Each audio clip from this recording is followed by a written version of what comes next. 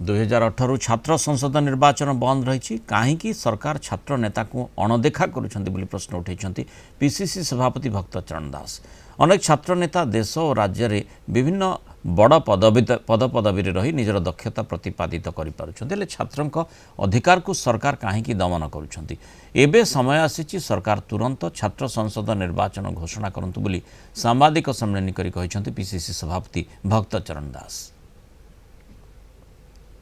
2018 छात्र संसद निर्वाचन ओडिशा रे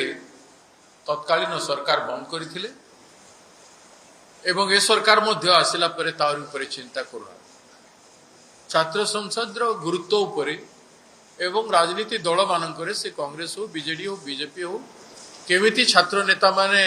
निर्मित है कि आज देशर राज्यर दायित्व निभाउछंती। ओडिशा भलिया गोटे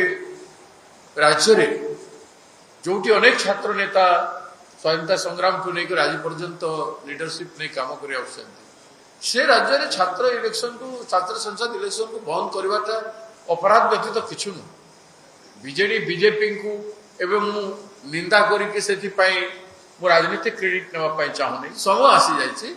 आप छात्र संसद इलेक्शन घोषणा कर।